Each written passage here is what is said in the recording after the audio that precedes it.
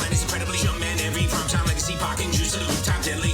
Welcome to Sneaks, Rhymes, and Life with your host, the one, the only, Lionel K. McDonald Jr. Let's go!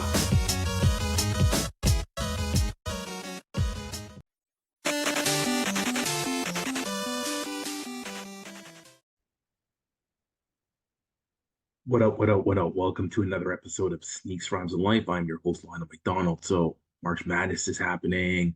The women's tournament is bigger than the men's tournament. Lots is going on in the world, but we got to talk. We're back at it again.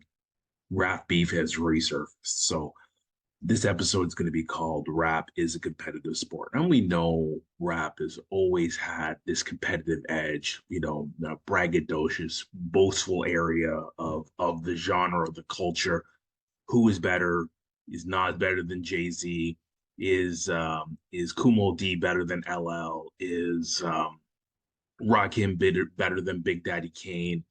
We've seen this time and time again, but it's very interesting. We've gotten now to the point that some of the biggest, new generation artists, we're going to talk about obviously Kendrick Lamar, Drake, and J. Cole.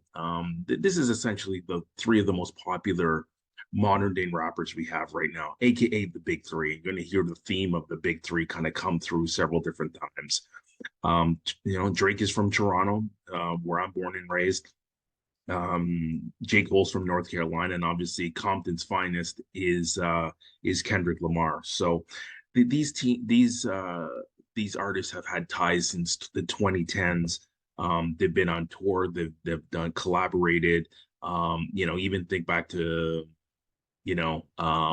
all three of them when they were coming up. They had each one of them kind of appear on multiple different artists, but multiple different records. And I guess I would tell you that through all of this, there's a camaraderie, but there's also a level of competition. And through their lyrics, it definitely comes out with all three of them talking about being the best or the most popular or the most impactful. And I think really that as we look at the tiers of rappers, these three are kind of in a tier of their own. If you ask anyone about the recent generation, call it the 2010s. And, hey, if you don't know Drake, as many records, he's had as many number one hits as Michael Jackson. That's going to come up a little bit later, but Thank Me Later, Take Care, Nothing Was the Same are some of Drake's best records. Kendrick Lamar, aka K. Dot, he's had tons of success. Most recently won a Grammy in 23. But some of his early projects are his best projects. So whether we're talking about Section 80, Pimp to a Butterfly, or Good Kid, Mad City, and then we talk about J. Cole. J. Cole from Carolina, Forest Hill Drive, For a Year, Eyes Only, KOD. He's had lots of collaborations, and what would they see him freestyling on tour, or even his basketball prowess as he played in the CEBL, the Canadian Basketball League, here in the North.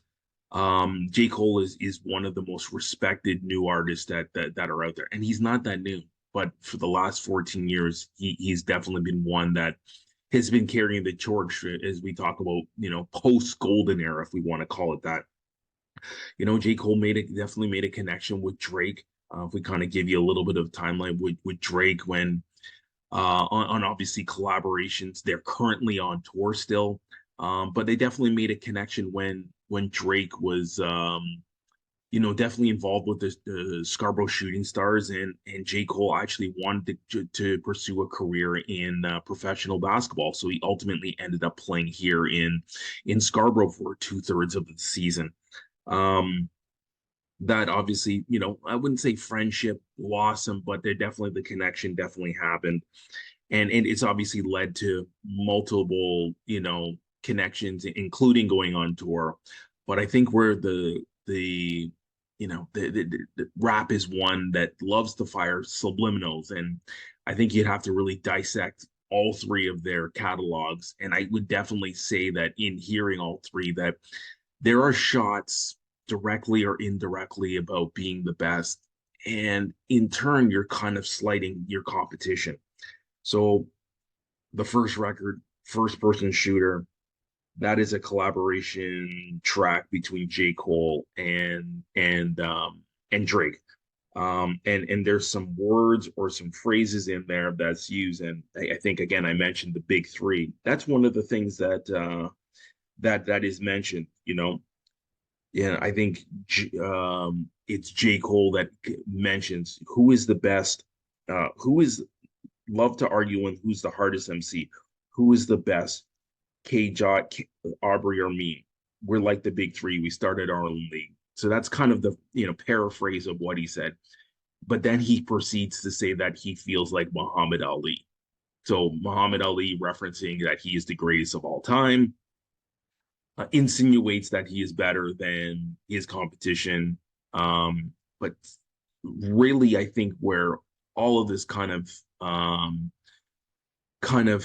also then goes downhill is then when Drake then shoots his lines and he references Michael Jackson as this first person shooter who was #1 on Billboard, so that ties now Michael Jackson.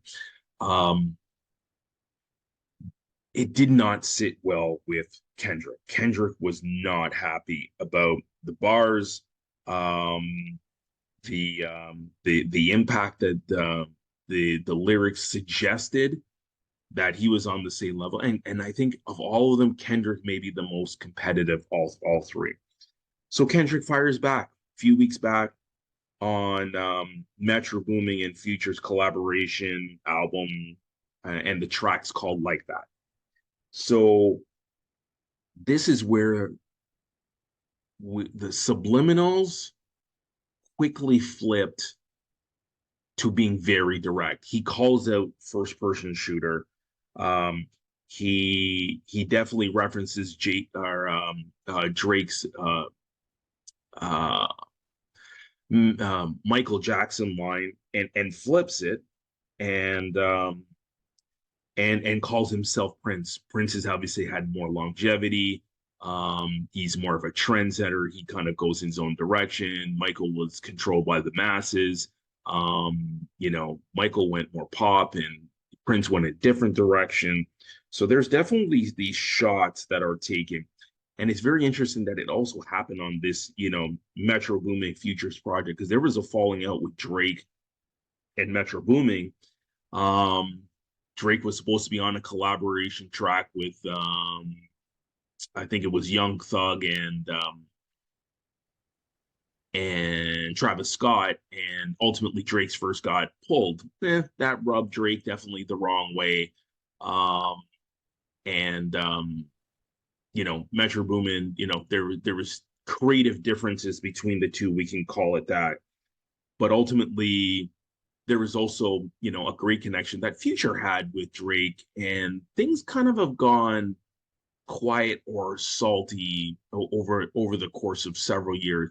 There's rumors that there's even a girl that's involved now. That's insinuated, or people are pulling or reaching for the reasons why that they're not on good terms. So there's definitely a Kendrick Metro Booming camp that's formed with Future, and then on the other side you have J. Cole and Drake. That's kind of the way things are looking right now.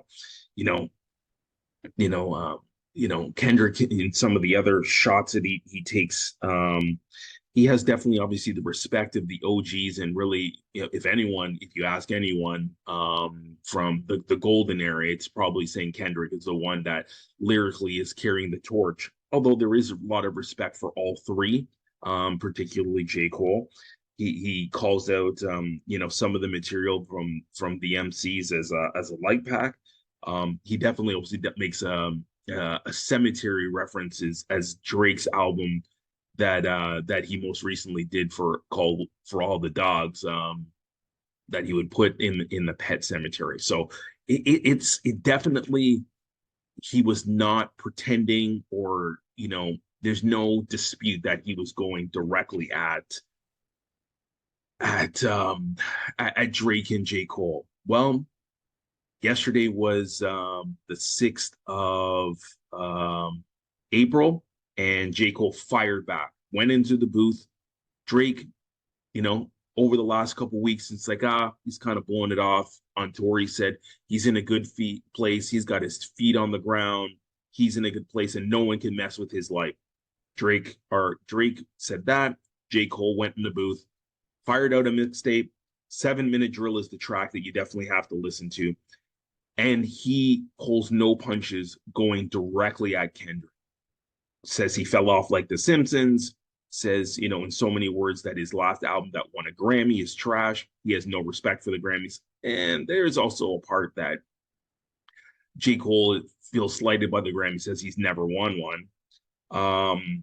He says that, first one was a classic, second one got, third album got gassed up.